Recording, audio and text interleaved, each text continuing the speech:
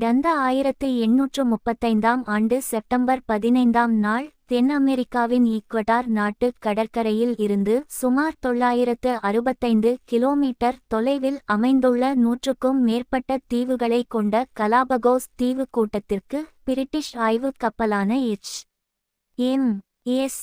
Beagle சென்றடைந்தது. இந்த கப்பலின் தளபதி கேப்டன் ராபர்ட் ஃபிட்ஸ்ராய். இங்கிலாந்தின் கப்பற்படை ராயல் நேவிக்காக தென் அமெரிக்க கடற்கரை வரைபடங்களை தயாரிப்பதே அவரது முக்கிய பணி. சில ஆண்டுகளுக்கு முன்புதான் கேம்பிரிட்ஜ் பல்கலைக்கழகத்தில் இளங்கலை பட்டம் பெற்ற இளம் இயற்கை விஞ்ஞானியான சார்ல்ஸ் டார்வினும் அக்கப்பலில் இருந்தார். கலாபகோஸ் கடற்பரப்பில் வெறும் 5 வாரங்கள் மட்டுமே பீகிள் கப்பல் தங்கியது. பின்னர் அதன் பயணத்தை தொடர்ந்தது. ஆனால் இந்த 5 வாரத்தில் டார்வின் மேற்கொண்ட ஆய்வு அறிவியல் வரலாற்றில் கலாபகோசுக்கு அழியாத இடத்தை வழங்கியது. நியூட்டனின் ஆப்பிளை போல, ஆர்க்கிமிடீஸின் குளியலறை தருணத்தைப் போல பரிணாம கொள்கையை வகுக்க இந்த தீவுகளில் வாழ்ந்த குருவியைப் போன்ற சாயலுடைய பல விதமான ஃபின்ச் பறவைகள் டார்வினுக்கு வழிகாட்டின. எனவே அவை அறிவியல் கண்டுபிடிப்பு வரலாற்றில் முக்கிய நினைவு சின்னங்களாக கொண்டாடப்படுகின்றன. கடவுளை கொன்ற பீகிள் பயணம். பிள்ளையாரை பிடிக்கப் போய் குரங்காய் முடிந்த கதை என்பார்கள். அதுதான் சார்ல்ஸ் டார்வின் வாழ்விலும் நடந்தது.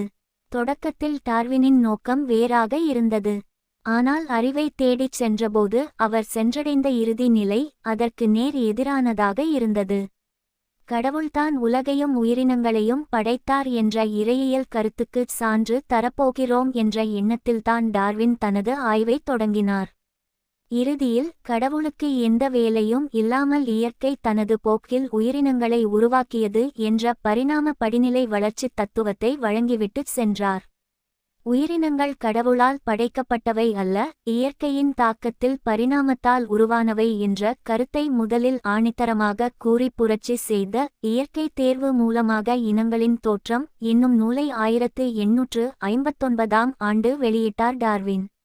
அப்போது மனிதன் பரிணாமத்தில் உருவான உயிரினம் என்பதை இலைமறைவாகவே கூறியிருந்தார். ஆனால் அப்போதே அந்த கருத்துக்கு எதிர்ப்பு உருவானது. பின்னர் 1871ஆம் ஆண்டு மனிதனின் பரிணாமமும் பாலினம் சார்ந்த தேர்வும் என்ற நூலை வெளியிட்டார். இதை படித்த டார்வினின் நெருங்கிய நண்பரும் அறிஞருமான தாமஸ் ஹக்ஸ்லி ஒருநாள் அவரைச் சந்தித்தபோது, உங்கள் படிநிலை வளர்ச்சி எனும் பரிணாம கருதுகோளின் மூலம் கடவுளின் இடத்தை காலி செய்துவிட்டீர்கள். நீங்கள் கடவுளை கொன்ற கொலையாளி என்று சொல்லிச் சிரித்தாராம். கெட்டி இமாக்ஸ் எச்.எம்.எஸ். பீகிள் கப்பலின் கேப்டன் ராபர்ட் ஃபிட்ஸ்ராய். தற்செயலாக கிடைத்த வாய்ப்பு. டார்வினின் வாழ்க்கையை மாற்றிய சம்பவம் பீகிள் கடற்பயணம். கப்பலில் பயணித்து தென் அமெரிக்காவின் நிலப்பரப்பையும் அங்கு வாழும் தாவரங்கள், விலங்குகள், பறவைகளையும் ஆய்வு செய்யும் வாய்ப்பு 1831ஆம் ஆண்டு இறுதியில் அவருக்கு கிட்டியது. அதுவும் ஒருவகையில் தற்செயலே. பீகிள் எனும் கடல் ஆய்வுக் கப்பலைச் செலுத்தி தென் அமெரிக்காவின் தீவுகள், கடற்கரை பகுதிகள் போன்றவற்றின் நிலவியல் மற்றும் இயற்கை வளங்களை ஆராய்வது என பிரிட்டிஷ் அரசு முடிவு செய்திருந்தது. இந்த ஆய்வு பயணத்தை மேற்கொள்ள கேப்டன் ராபர்ட் ஃபிட்ஸ்ராய் நியமிக்கப்பட்டிருந்தார். வெளிப்படையாக இயற்கையை ஆராயும் பயணம் என கூறப்பட்டாலும் இந்த பயணத்திற்கு வேறு ஒரு உள்நோக்கம் இருந்தது. எங்கே என்ன கனிமங்களும் தாது பொருள்களும் உள்ளன, தங்கம், வைரம் கொண்ட சுரங்கங்கள் உள்ளனவா என அறிவது ஒரு முக்கிய நோக்கம். இரண்டாவதாக, நாடு கைப்பற்றும் ஆசை. 17ஆம் நூற்றாண்டு முதலே அமெரிக்கா, இந்தியா, ஆப்பிரிக்கா போன்ற உலகின் பல பகுதிகளுக்கும் ஐரோப்பிய கப்பல்கள் சென்று பல இடங்களில் தளங்களை அமைத்து வணிகம் செய்து வந்தன. இருந்தாலும் உலகின் பல பகுதிகளை கைப்பற்றி ஆட்சி செய்து காலனி நாடுகளை ஏற்படுத்தியது 18ஆம் நூற்றாண்டின் இறுதி பகுதியிலும் 19ஆம் நூற்றாண்டின் துவக்கத்திலும்தான். ஐரோப்பாவில் முதலாளித்துவ சமூக, பொருளாதார அமைப்பு தீவிரமடையும் அதே காலகட்டத்தில்தான் காலனி நாடுகளின் விரிவாக்கம் ஏற்பட்டது. முதலாளித்துவத்தின் முக்கிய குணம் போட்டி. ஒவ்வொரு நாட்டைச் சார்ந்த முதலாளிகளும் காலனி நாடுகளின் சந்தையை தமது கைக்குள் வைக்க போட்டியிடும்போது இயல்பாக எழுவது போர். அந்த காலத்தில் போர் என்றால் இராணுவமும் கப்பற்படையும் மிக முக்கியமானவை. இந்தச் சூழலில்தான் ஒவ்வொரு ஐரோப்பிய நாடும் உலகின் கடற்பகுதியை வரைபடம் செய்ய முயற்சி செய்து வந்தது. அதன் ஒரு பகுதியாகவே பீகிள் எனும் கப்பலைச் செலுத்தி வடக்கு மற்றும் தென் அமெரிக்காவின் கடலோரங்களையும் தீவுகளையும் வரைபடமாக்க கேப்டன் ஃபிட்ஸ்ராய் பணிக்கப்பட்டிருந்தார். இயற்கை ஆய்வாளர் வேலை. போர் தயாரிப்பு மற்றும் வணிக பேராசை என்ற நோக்கங்களை மறைத்து அறிவியல் ஆய்வு என்று பூசிமெழுகி அமெரிக்கா கண்டத்தை சுற்றி வந்து வரைபடம் தயாரிப்பதாகவே வெளியே கூறப்பட்டாலும் உண்மையான இலக்கு வேறு. அமெரிக்க கடலில் உள்ள தீவுகளுக்கு இடையேயான தொலைவு, பல்வேறு புள்ளிகளில் கடலின் ஆழம், கடற்கரையில் உள்ள முகத்துவாரங்கள், போர் ஏற்பட்டால் எந்த பகுதியில் கப்பல்கள் எளிதாக நிலத்தை அடைய முடியும் என்பதற்கான தகவல்கள் போன்ற பல்வேறு தரவுகளை சேகரிப்பதே உண்மையான பணி. கப்பலில் பயணம் செய்து கடலோரங்களையும் தீவுகளையும் கடலின் ஆழத்தையும் ஆராய்ந்து பதிவு செய்து வரைபடம் தயாரிப்பது 5 ஆண்டுகள் நீடிக்கும் பயணமாகும். அதன் பின்னர்தான் வீடு திரும்ப முடியும். கப்பலை இயக்க மாலுமிகள், மருத்துவர், நிலவியலாளர், கனிம ஆய்வாளர், வரைபட உதவியாளர், வானிலை ஆய்வாளர் என மொத்தம் 74 பேர் பயணம் செய்தனர். இவ்வளவு பேருடன் கப்பலில் பயணம் செய்தும் கடலில் உள்ள 5 ஆண்டுகளும் தனிமையில் கழிக்க வேண்டியிருக்கும் என்று அஞ்சினார் ஃபிட்ஸ்ராய். அவருக்கு அந்த அச்சம் ஏன்? கப்பல் கேப்டனாகிய ஃபிட்ஸ்ராய் மேட்டுக்குடியைச் சேர்ந்தவர். அவரது சமூக நிலைக்கு கீழே உள்ளவர்களுடன் கூடி அளவளாவி பேச அவரது உள்ளம் அனுமதிக்கவில்லை. தனது சமூக அந்தஸ்துக்கு சமமான ஒருவருடன் மட்டுமே ஓய்வாக பேசி பழக முடியும் என கருதினார். எனவே தனது சமூக நிலைக்கு ஏற்ற ஒருவர் கப்பலில் தன்னுடன் பயணம் செய்தால் அவர்கள் இருவரும் ஒன்றாக உணவருந்தலாம், பேச்சு துணை இருக்கும் என எண்ணினார். பேச்சு துணையின்றி தனியாக பயணம் செய்வது குறித்த அவரது அச்சத்திற்கு காரணமும் இருந்தது. அவருக்கு முன்னர் அதே கப்பலை தலைமையேற்று செலுத்திய கேப்டன் தனிமையில் வாடி மனத்தளர்வடைந்து தற்கொலை செய்து கொண்டார். அதுபோல தானும் தனிமையில் வாடி மனநலம் பாதிக்கப்பட்டு தற்கொலைக்கு தள்ளப்படுவோமா என்று அஞ்சினார் கேப்டன் ஃபிட்ஸ்ராய. பீகிள் கப்பலின் 2ஆம் பயணம். 2 பாய்மரங்களும் 10 பீரங்கிகளும் கொண்ட 235 டன் எடையுள்ள கடல் ஆய்வு பயணங்களுக்காக தயாரிக்கப்பட்ட கப்பல்தான் பீகிள். இது மே 11, 1820 இல் தயாராக்கப்பட்டது. தயாரான பின்னர் 6 ஆண்டுகள் ஓய்வில் இருந்த இக்கப்பல் கேப்டன் பிரிங்கிள் ஸ்டோக்ஸ் தலைமையில் 1826 முதல் 1830 வரை தென் அமெரிக்க கடற்பகுதிகளை ஆராய்ந்தது. கடலில் தனிமையில் வாடிய ஸ்டோக்ஸ் 1828 ஆகஸ்ட் 12 அன்று தற்கொலை செய்து கொண்ட பின்னர் ஃபிட்ஸ்ராய் கேப்டனாக நியமிக்கப்பட்டார். இந்தச் சூழலில்தான் 1831 முதல் 1836 வரை மீண்டும் தென் அமெரிக்க கடற்பகுதியில் ஆய்வு மேற்கொள்ள 2ஆம் கடற்பயணம் திட்டமிடப்பட்டது. தனக்கு சமமான சமூக பின்புலம் கொண்ட ஒருவரை கப்பலில் கூட்டிச் செல்ல முடிவு செய்து சரியான நபரை தேடினார் ஃபிட்ஸ்ராய். இந்த பின்னணியில்தான் அறிவியல் அறிந்த, அதே நேரம் மேட்டுக்குடியைச் சேர்ந்த இளைஞர் ஒருவர் கப்பலில் பேச்சு துணைக்காக பயணம் செய்ய வேண்டும் என்ற வேண்டுகோளை ஃபிட்ஸ்ராய் லண்டனில் உள்ள தனது நண்பர்களுக்கு தெரிவித்தார். இந்த செய்தி டார்வினின் ஆசிரியரும் தாவரவியல் விரிவுரையாளருமான ஜான் ஸ்டீவன்ஸ் ஹென்ஸ்லோவின் காதுகளை எட்டியது. இந்த வேலைக்கு மிகவும் பொருத்தமானவர் கேப்டன் ஃபிட்ஸ்ராயின் வயதை ஒத்த டார்வின்தான் என்று முடிவுக்கு வந்த ஹென்ஸ்லோவின் பரிந்துரையின் பேரில் டார்வின் பீகிள் கடல் பயணத்திற்காக ஃபிட்ஸ்ராயிடம் அனுப்பப்பட்டார். கப்பல் பயணம். கடந்த 1831ஆம் ஆண்டு டிசம்பர் 27ஆம் நாள் டார்வினையும் சுமந்து கொண்டு தனது 2வது கடற்பயணத்தை பீகிள் கப்பல் தொடங்கியது. உயிரின மாதிரிகள், பாறைகள், தாவரங்கள், விலங்குகள் ஆகியவற்றை சேகரித்து அவற்றை அடையாளமிட்டு ஒழுங்குபடுத்தி இங்கிலாந்துக்கு கொண்டு சென்று ஆய்வு செய்யும் பொறுப்பு அவருக்கு கொடுக்கப்பட்டது. 5 ஆண்டு காலம் நீடித்த இந்த கடற்பயணம் சாகசம் நிரம்பியதாக இருந்தது. கடல் உபாதைகள், கொள்ளை நோய்கள் உள்ளிட்ட பல்வேறு சவால்களைச் சந்தித்தபடியே பிரேசில், அர்ஜென்டினா, பெரு, மால்டீவுகள், சிட்னி, தென்னாப்பிரிக்கா என்று சுற்றியலைந்து இறுதியில் 1836 அக்டோபர் 2 அன்று மீண்டும் இங்கிலாந்தை வந்தடைந்தது. அந்த கடற்பயணம் முழுவதும் டார்வின் பல்வேறு ஆய்வுகளில் நேரத்தை செலவிட்டார். பல்வேறு நிலவியல் ஆய்வுகளை மேற்கொண்டாள். தான் சென்ற பகுதியில் மண் அடுக்குகள் குறித்த தகவல்களை சேகரித்து குறிப்பெடுத்தார்.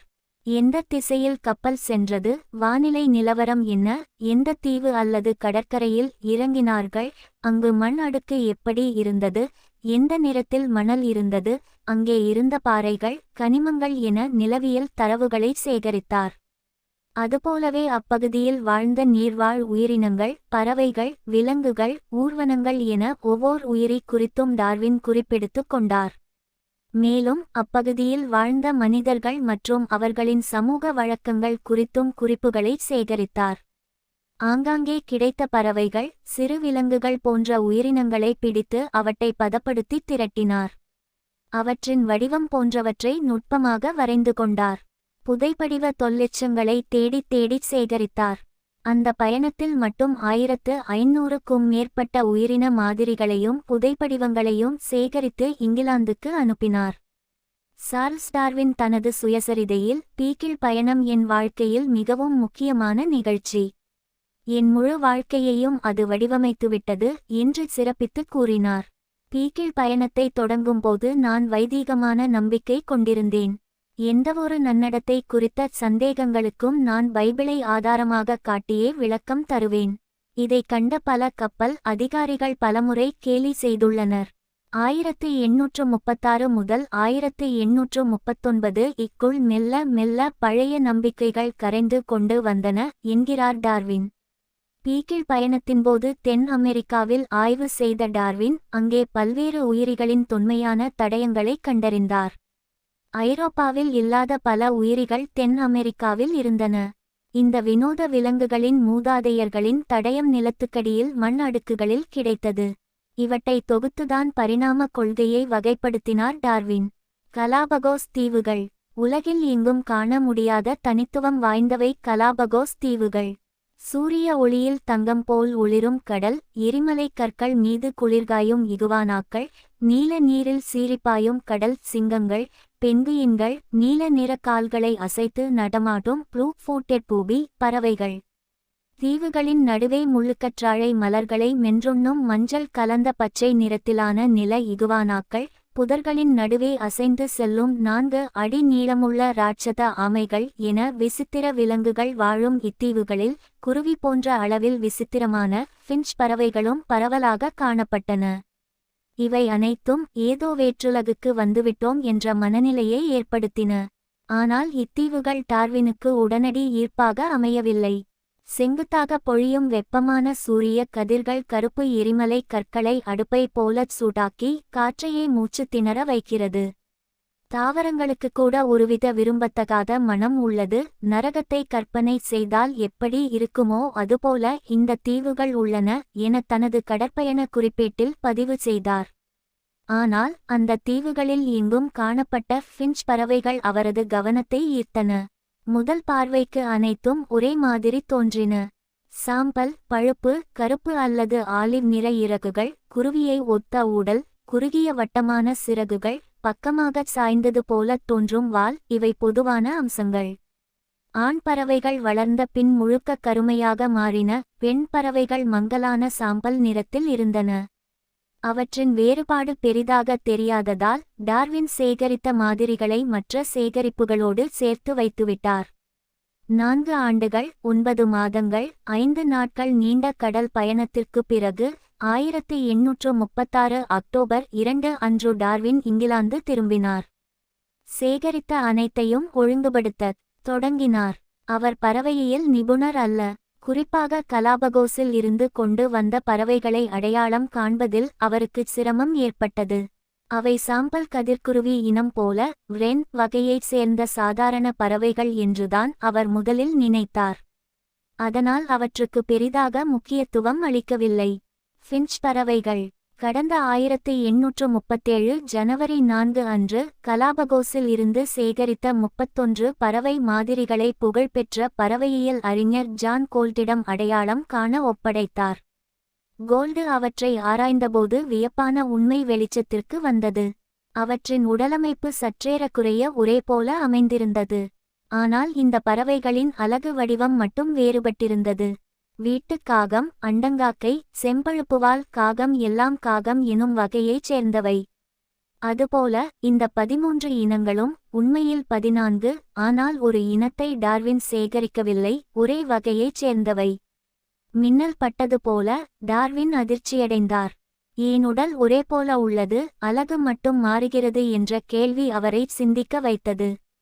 தனது குறிப்பேட்டை திருப்பி மீள்பார்வை செய்தபோது அவை உண்ணும் உணவில் விடை இருப்பது புலப்பட்டது. சில ஃபின்ஸ்கள் விதைகளை உண்பவை, சில பூச்சிகளை உண்ணும். ராட்சத ஆமைகள், நில இகுவானாக்கள், கடல் இகுவானாக்கள் ஆகியவற்றின் உடலில் இருக்கும் ஒட்டுண்ணிகளை நசுக்கி, நிலவாழ் ஃபின்ஸ்கள் அவற்றின் வலுவான அலகுகளால் எடுத்துண்ணும். இவற்றால் பறக்க முடியாது. அங்குமிங்கும் தத்தித்தான் செல்லும். முட்டைகளை கற்களில் அடித்து உடைத்துண்ணும் பழக்கமும் சில வகை ஃபின்ஸ்களுக்கு உண்டு. வாம்பயர் ஃபின்ச் என அழைக்கப்படும் இன்னொரு வகை கவனமின்றி இருக்கும் பூபி பறவைகளின் உடலில் குத்தி இரத்தம் அருந்தும். குத்தி குருதியை குடிக்க உதவும் படியாக அந்த வகை ஃபின்ஸ்களுக்கு கூர்மையான அலகு இருந்தது.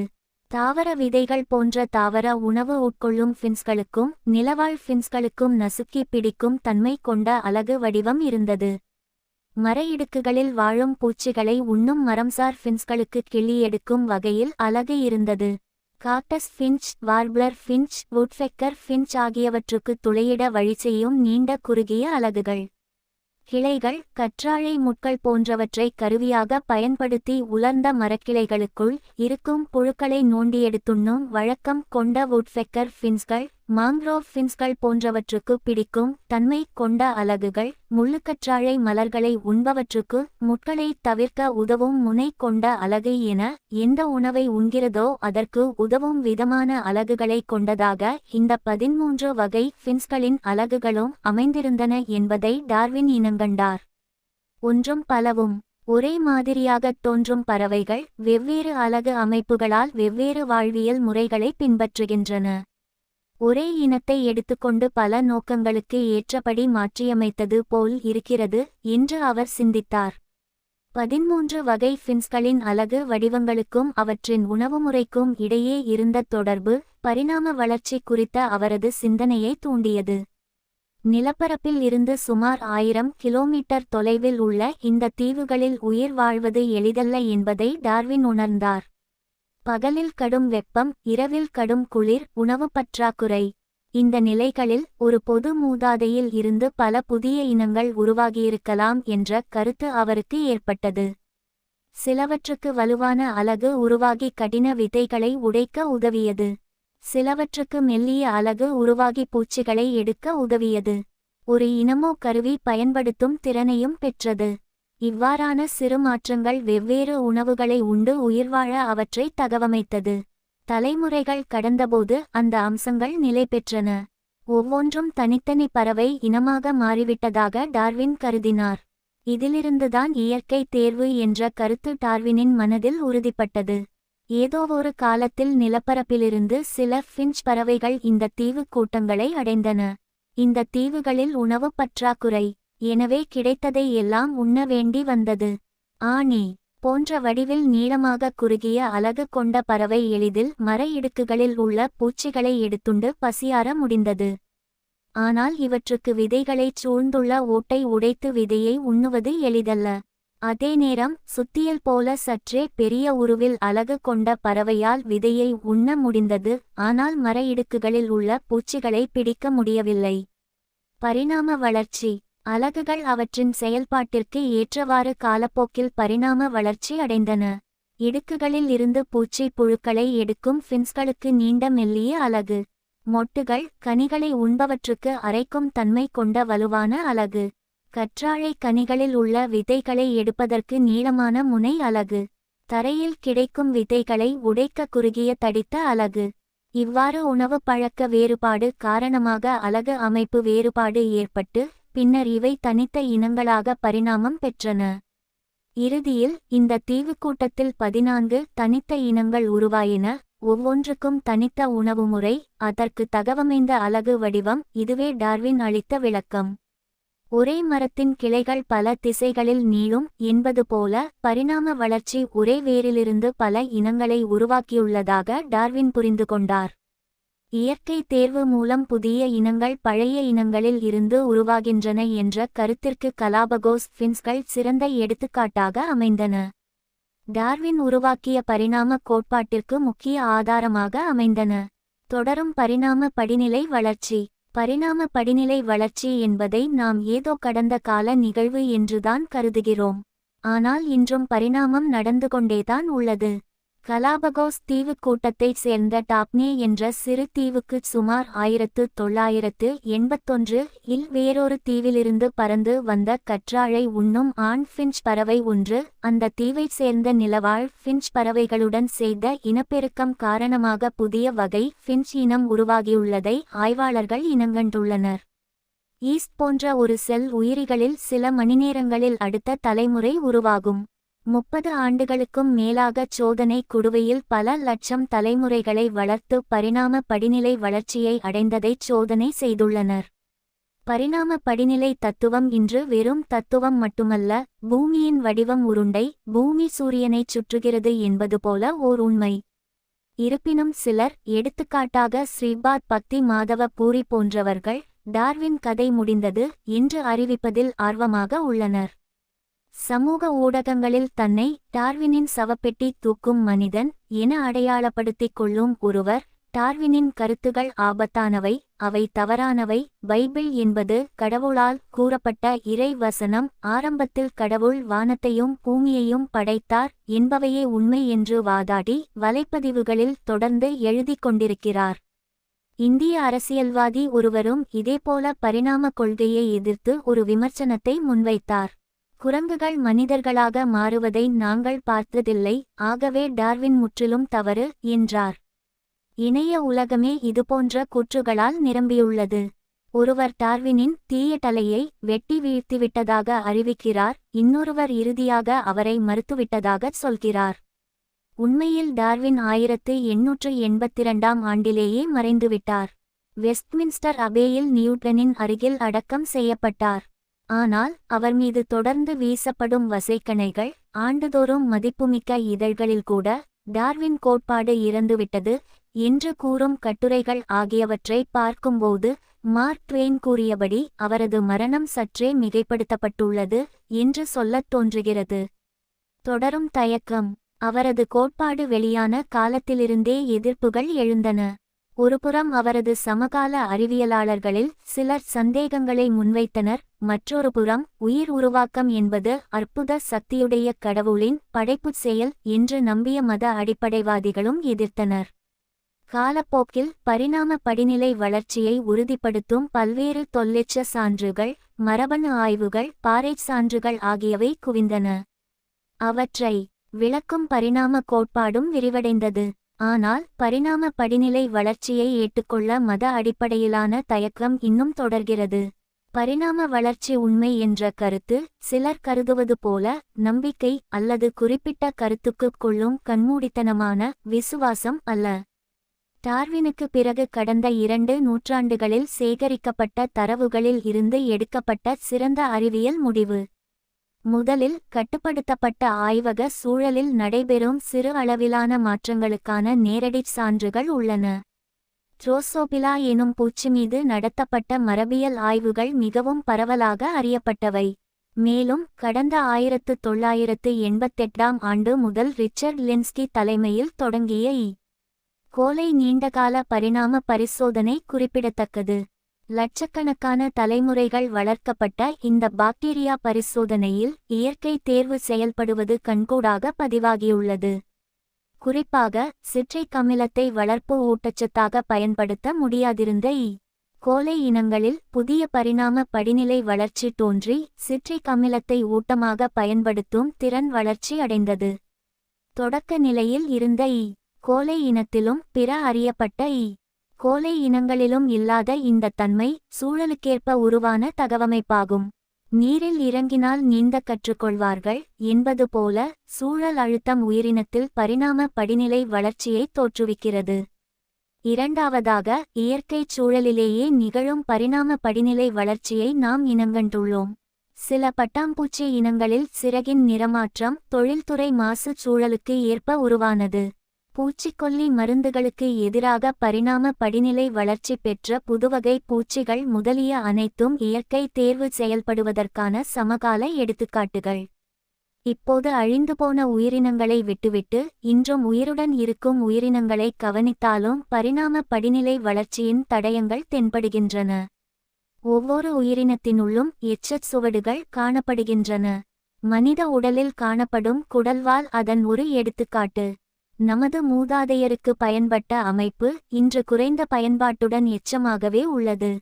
பரிணாம உயிரியல் அறிஞர் ஸ்டீபன் ஜே கூல்ட் முன்வைக்கும் கேள்வி சிந்திக்க தூண்டுகிறது. ஒவ்வொரு இடத்திற்கும் கடவுள் தனித்த உயிரினங்களை படைத்தார் என்ற வாதம் உண்மையானால், கலாபகோஸ் தீவுகளில் உள்ள தாவரங்களும் விலங்குகளும் 600 மைல் தொலைவில் கிழக்கே உள்ள ஈக்வடார் நிலப்பரப்பின் உயிரினங்களை மிகவும் ஒத்திருப்பதற்குக் காரணம் என்ன? கலாபகோஸின் சூழல் முற்றிலும் வேறுபட்டது. குளிர்ந்த கடலோட்டங்கள், எரிமலை திண்ம அடித்தளம். கடவுள் படைப்பு என்றால் இந்த தீவுகளுக்கு ஏற்ற தனி உயிரிகள்தானே படைக்கப்பட்டிருக்க வேண்டும். ஏன் இந்த தீவில் உள்ள எல்லா உயிரினங்களும் ஈக்வடார் நிலப்பரப்பின் உயிரினங்களுடைய சாயலில் உள்ளன? இவற்றுக்கிடையே சிறிய வேறுபாடுகள் மட்டுமே இருப்பது ஏன்? ஸ்டீபன் ஜே கூல்ட் கூறுவது போல, ஈக்வடாரில் இருந்து உயிரினங்கள் கலாபகோஸ் தீவுக்கூட்டத்திற்கு குடிபெயர்ந்து பின்னர் இயற்கை தேர்வு மூலம் வேறுபட்டு புதிய இனங்களாக பரிணாம வளர்ச்சி அடைந்தன என்பதே பொருத்தமான விளக்கம். அதாவது, ஒற்றுமை பொதுமூலத்தைச் சுட்டுகிறது, வேறுபாடு சூழல் தழுவலை காட்டுகிறது.